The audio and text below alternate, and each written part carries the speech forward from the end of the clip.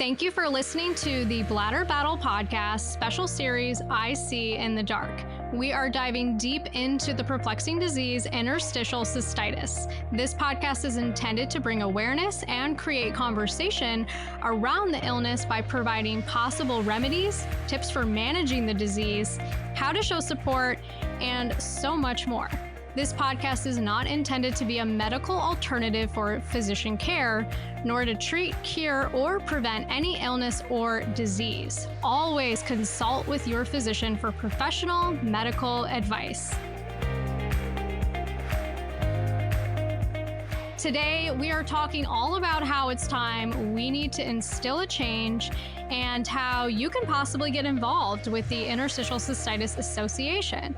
Joining me today is Jordan Evans. She is a team leader for the 2020 Coast to Coast Walk for a Cure with the Interstitial Cystitis Association. So Jordan, welcome, and thank you so much for joining me on the podcast today. Hi, thank you for having me. I'm so excited to get into this. Yeah. Before we kind of get into your story and your diagnosis, tell our audience, you attend college now. So what school are you going to? What year are you in? Yeah, so I'm at the University of Florida. I'm actually born and raised in Gainesville, Florida. So I've always been a Gator. And I originally was majoring in natural resource conservation with a minor in fisheries and aquatic science. But due to my interstitial cystitis, I actually had to switch my major. So now I'm a public relations communication major in the College of Journalism. Wow. Well, I think that with those skills, you will really be able to make a huge difference. And, you know, with your lifelong battle with interstitial cystitis, it might be a blessing in disguise. Right. Yeah, I'm hoping. Yeah, it's always good to see the positive side of things. It's great to have you on. It's great to connect with you via Instagram of all places. So gotta love social media. Of course. Yeah, I'm so glad. So let's kind of get into your story with IC and your diagnosis. So how old were you when you were first diagnosed, and what were some of your initial symptoms? So I started having symptoms, honestly, like whenever I was a baby, but as I got older into like elementary school, my symptoms started getting worse, and I would have like burning, urgency, and frequency. And I also just had constant irritation. So my mom and I went to my pediatrician whenever I was in elementary school, and they told me that I had UTIs. And so all the way through elementary school up until high school, I thought I had recurrent UTIs. And in my junior year of high school, my flares got really, really bad. And it would usually start in the middle of the night. It would wake me up, and I would have to rush to the bathroom, stay in there for hours at a time. And I just felt this extreme burning, urgency. It felt like my pelvis was just being like hit with a hot plate. And a lot of times I would also pass blood clots in my urine, which really scared me and concerned me. So I ended up going to the emergency room multiple times. I went from doctor to doctor. I was sent to a urologist eventually. And actually, it was interesting. There were no female urologists. So I was seen by one urologist. He was a male. And I felt like he just didn't listen to me at all. And finally, I was sent to a female urologist. But actually, before that, I'll take one step back. I was seen by the male doctor, and he told me that I also had recurrent UTIs, which I knew my whole life, but he thought that I had an embedded infection. So he gave me antibiotics, and he even gave me a 3-month round of antibiotics. And he said, this will get rid of your embedded infection. You won't have any problems after this. You might just have to take an antibiotic after, doing anything that could cause a UTI.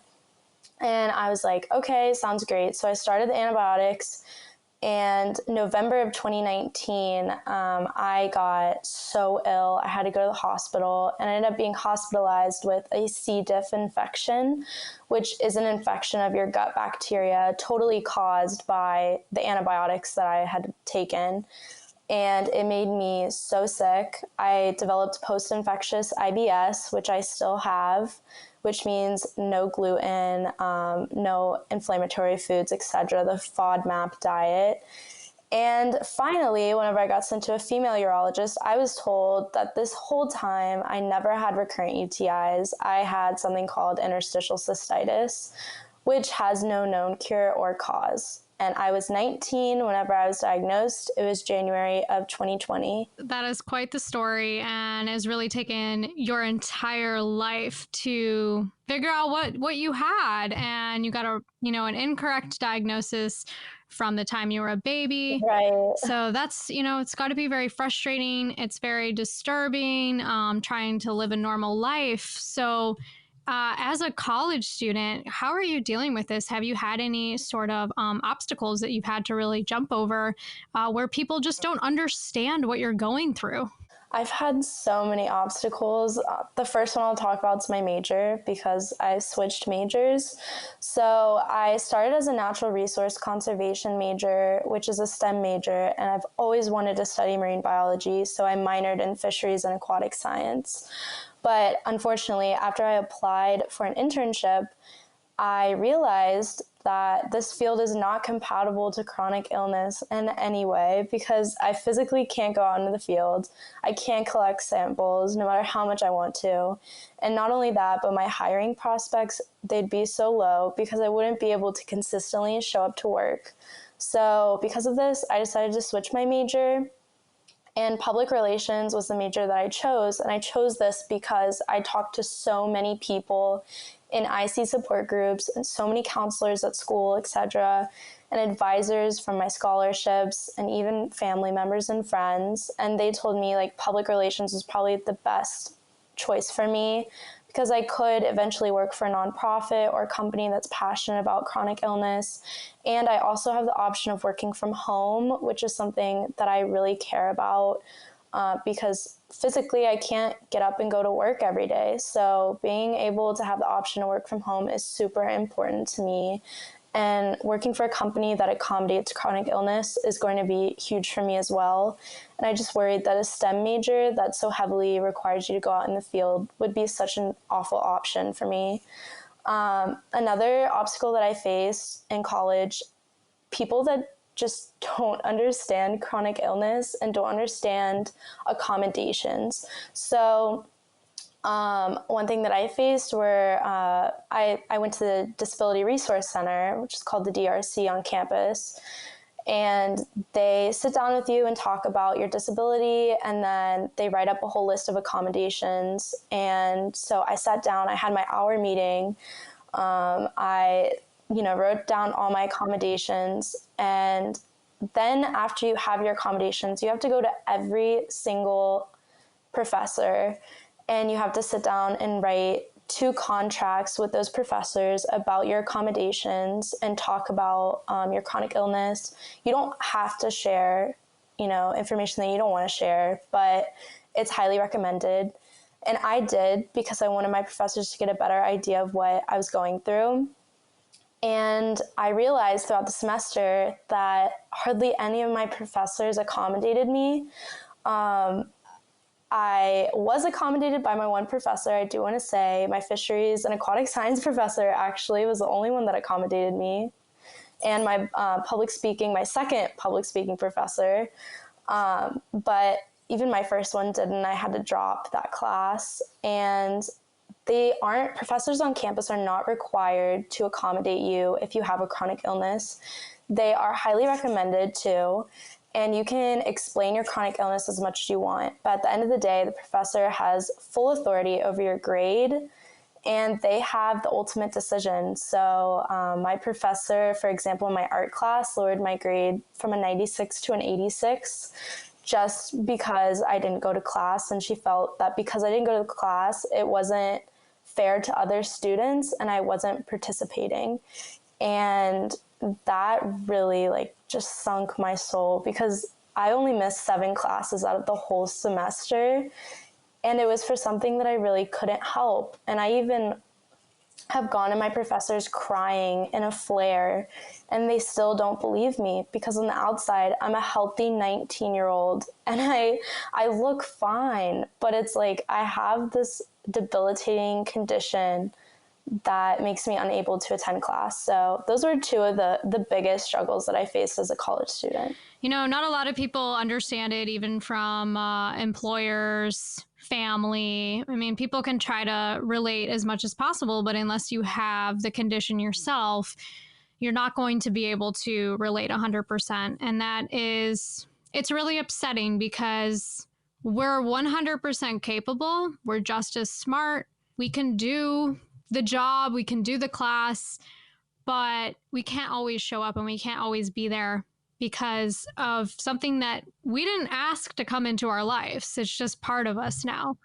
So I feel you there. And that's so upsetting to hear. Right. Your university, you know, it's like they had some of the steps in place, but the professors, not all of them were on board with it. And that's, you know, we need to make a change. We need to make a difference. And I think we're getting there, but it's still such a misunderstood illness, and it's really hard to explain to people, and it's very personal and very private. So, you know, sometimes people just don't want to hear about it either. And that can create even more frustration when you're trying to explain what you deal with every day. And actually, another thing that I wanted to add to the whole academic side is that every single every single department at your college is a separate entity. I think that this is so important. So I have like 10 separate petitions that every semester I have to submit because legally on campus, the departments are not allowed to access the other department's records. So I have to submit a petition, you know, to every single scholarship, to financial aid, to the academic side.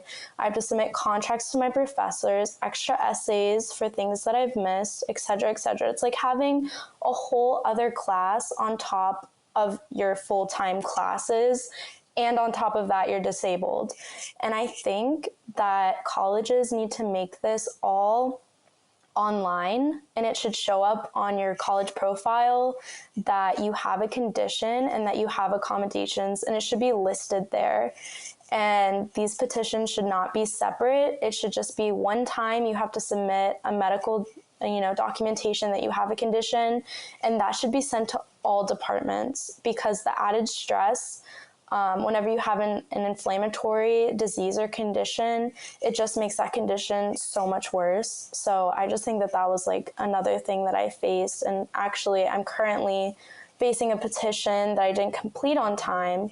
So I will possibly be placed on academic probation next semester, which means I don't get financial aid, and I have to follow the school's academic plan, even though I have my own academic plan that I created for myself based on my condition.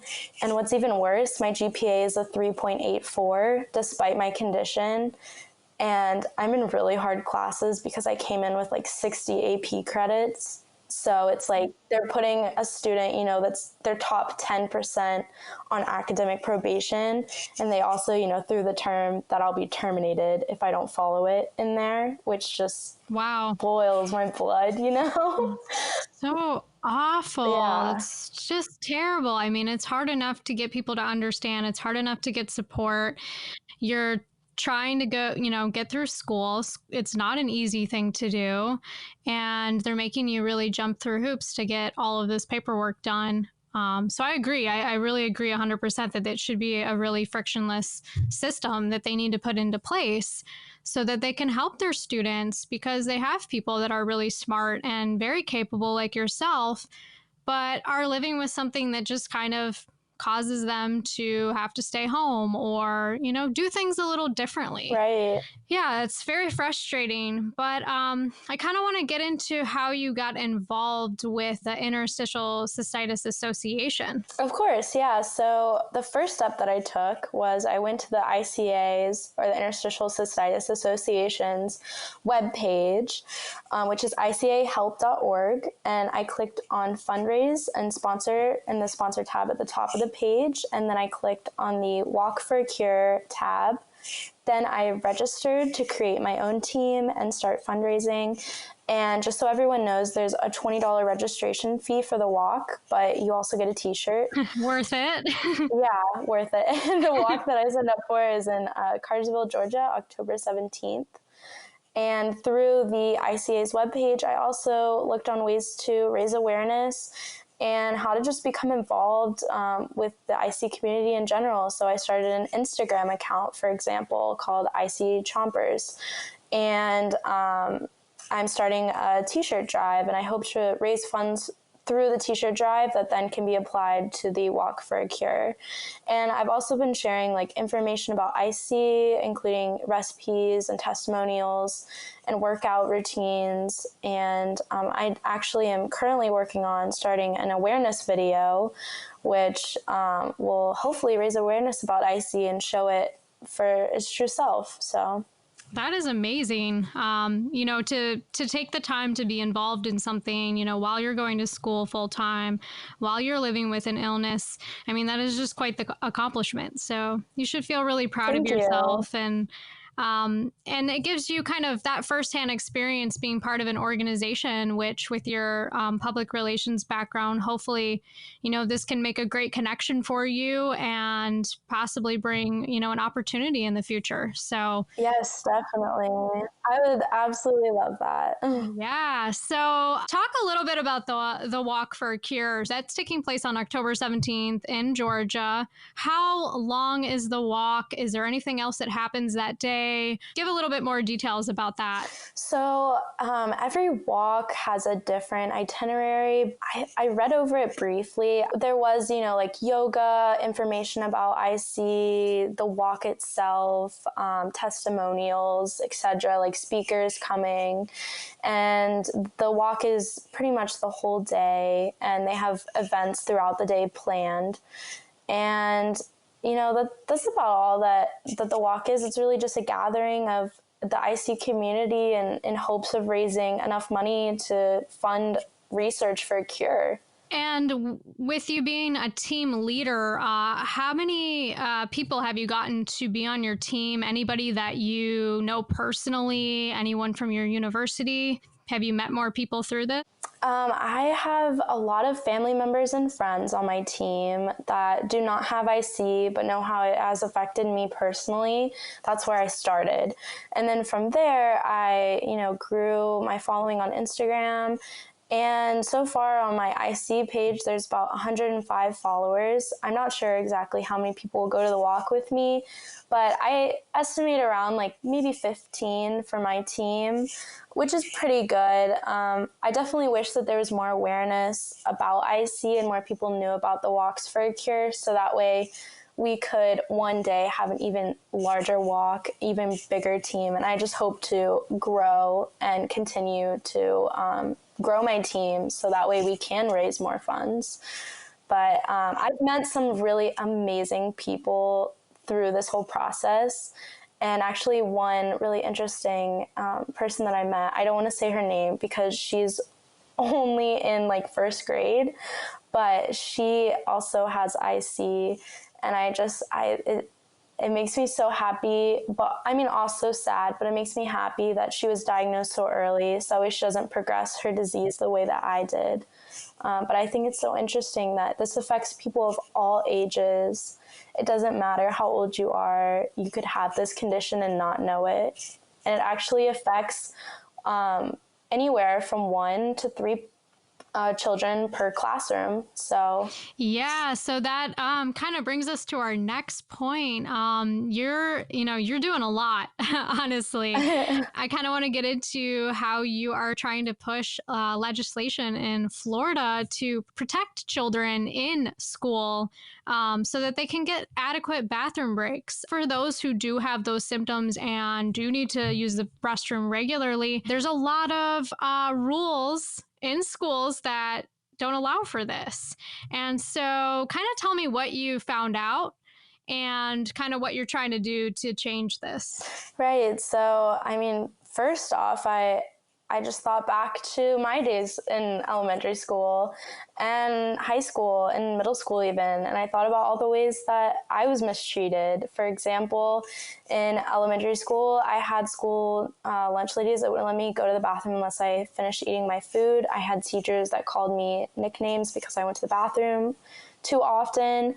One day I spoiled my clothes and the teacher put it in a clear bag on my desk for the whole class to see. And, it read that, Oh my gosh, that I spoiled my clothes and started my period. And now I'm finding out I could have endometriosis, which I'm having a laparoscopy for on June 24th. So this whole time, I have these very serious conditions that caused me to spoil my clothes, that caused me to use the bathroom. And people were exploiting that and not seeing it as a condition, but instead seeing it as me just being immature, and I wasn't. So I'm currently trying to pass legislation to protect children with IC in schools. And I found whenever I went on the school board policy manual that it currently reads that a child can have their rights taken away as a result of behavior issues, which means that the teacher has full authority to determine if a behavioral issue, such as going to the bathroom too often, is, something that they can punish the child with by taking away their right to go to the bathroom. And what I've learned is that restricting the bathroom for children with IC, it progresses the disease and it causes emotional trauma to the child. And I have faced my own emotional issues because of it. And it's serious, and these children need to be protected. The teachers, they're not doctors, and they can't determine if using the bathroom is a behavioral issue, and it shouldn't be allowed to be taken away. So I became passionate about this protection, and I reached out to the congressman in my area. And right now I'm working on trying to pass legislation to protect these children, hopefully one day change the school board policy manual. The way that it reads is wrong.